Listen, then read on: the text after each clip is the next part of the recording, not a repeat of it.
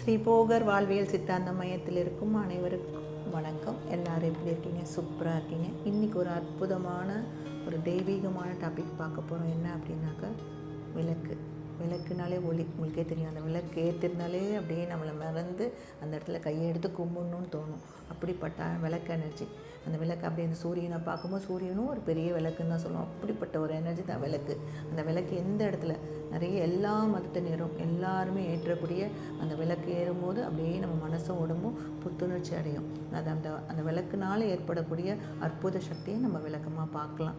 ஏன் விளக்கு ஏற்றுறோம் அப்படின்னு கேட்டிங்கனாக்கா, அந்த விளக்கில் பார்த்திங்கனாக்கா லக்ஷ்மி கடாச்சம்னு சொல்லுவாங்க. எனர்ஜி லெவல் இன்க்ரீஸ் ஆகுது, ஆக்சிஜன் லெவல் இன்க்ரீஸ் ஆகி நம்ம மூளையை ஒரு புத்துணர்ச்சி ஆகுது.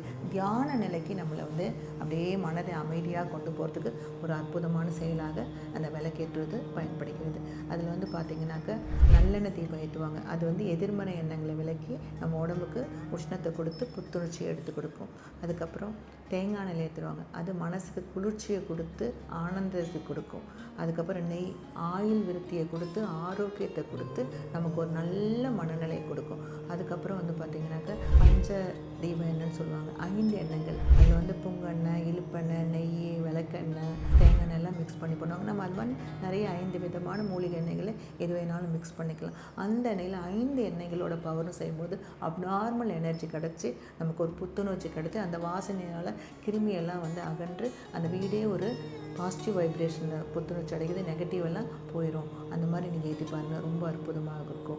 ஸோ அது பண்ணலாம். அடுத்தது விளக்கெண்ணெய். ஆதி காலத்துலேருந்தே விளக்கெண்ணெய்னு தான் பேர் வச்சாங்க எல்லா இடத்துலையும். இப்போ தான் எல்லாம் மாறிடுச்சு.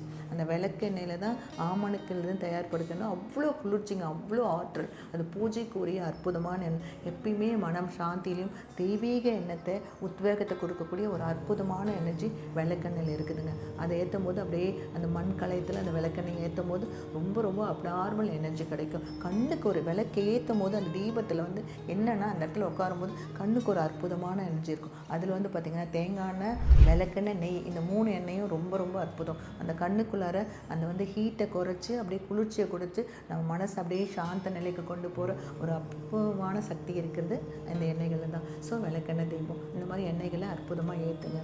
ஏற்றிட்டு அதுக்கப்புறம் முடிஞ்ச வரைக்கும் காலையில் சூரியன் உதயத்துக்கு முன்னாடியும் சாயந்தரம் சூரியன் அஸ்தமனத்துக்கு முன்னாடி ஏற்றி பழங்க. ரொம்ப நல்லது. ஏன்னா சூரியனோட சக்தி பவராக இருக்கும். அதை பண்ணி பாருங்கள், ரொம்ப நல்லாயிருக்கும். சில பேர் 24 மணி நேரம் வைக்கிற இது இன்னும் ரொம்ப அற்புதமான ஒரு சக்தி. நல்ல பெரிய மண்கலையும் இந்த மாதிரி ஏதோ ஒரு இதில் வச்சு நீங்கள் 24 ஹவர்ஸ் நல்ல பெரிய திரியை நல்லா சுருட்டி அதை நீங்கள் ஏற்றிட்டே வரலாம். அது ரொம்ப வீடு எப்பயுமே புத்துணர்ச்சியாக இருக்கும். நெகட்டிவ் எனர்ஜிலாம் அப்படியே போயிட்டு வீடே ஒரு எப்பயுமே தெய்வீகமான உணர்வோடு அப்படியே இருக்கும். அங்கே ஒரு சாண்டிங் போட்டு விட்டுட்டு அப்படியே கேட்டுக்கிட்டிங்கன்னா காதுக்கும் மனசுக்கும் அப்படியே ஒரு ரம்மியமான ஒரு சத்தமாக இருக்கும். ஸோ அந்த மாதிரி நம்ம எப்பயுமே ஒரு தியான நிலையில் கொண்டு போகிறதுக்காக அகண்ட தீபம்னு சொல்லுவாங்க, வள்ளலாரோட அகண்ட தீபம்னு சொல்லுவாங்க, ஜோதின்னு சொல்லுவாங்க. அந்த மாதிரி நீங்கள் ரெகுலராக அதை நீங்கள் ஏற்றிட்டு வந்தீங்கனாலும் ரொம்ப ரொம்ப அற்புதமாக இருக்கும். விளக்கு ஏற்றக்கூடிய திசை அப்படின்னாக்கா கிழக்கு வடக்கு அப்படின்னு சொல்கிறாங்க. அது உகந்ததுன்னு சொல்கிறாங்க. மற்ற தலையில் வைக்கக்கூடாதா அப்படின்னா இது ரெண்டுமே. ஏன்னா சூரியன் உதயமாகிறதும் சூரிய அஸ்தம் வைக்கிறதும் அது ஒரு அற்புதமான ஒரு இதுன்னு சொல்லுவாங்க. ஏன்னா சூரியன் உதயமாகிற நேரத்தில் அஸ்தம நேரத்தில் விளக்கேற்ற நல்லது. கிழக்குலேயும் வடக்குலேயும் அந்த விளக்கை வைக்கிறது நல்லது அப்படின்னு சொல்கிறாங்க. ஸோ இது அந்த ஈர்ப்பு விதியை பொறுத்து அற்புதமாக இருக்குது. இது பாசிட்டிவ் எனர்ஜி உண்டாக்குது அப்படின்றாங்க. அதனால் 24 மணி நேரம் இருக்கிறவங்க ஒரு சேஃப் அண்ட் ஜோனில் வச்சு நம்ம பாதுகாக்கிறதும் ரொம்ப அவசியம். ஸோ இந்த மாதிரி ரெகுலராக விளக்கேற்றிட்டு வரும்போது அந்த வீட்டில் லட்சுமி கடாசம், ஐஸ்வர்யங்கள், மன அமைதி, 16 செல்வங்கள், தியான உணர்வு, தெய்வீகமான நலன்கள், ஸ்பிரிச்சுவல் எனர்ஜி இதெல்லாம் அதிகரிக்க ஆரம்பிக்கும். நம்மளுடைய ஒரு பாசிட்டிவான ஒரு உந்துதலுக்கு கொண்டு போக வைக்கும். இதை ரெகுலராக ப்ராக்டிஸ் பண்ணியிருப்பாங்க.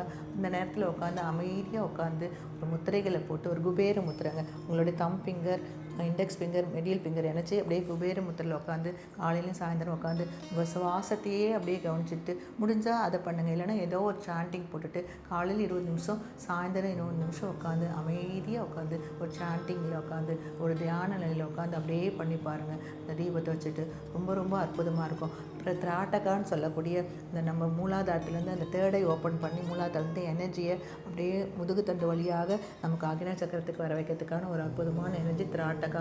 இந்த திராட்டகா பண்ணும்போது கண்ணுக்கும் அற்புதமான ஆற்றலை கொடுக்குது.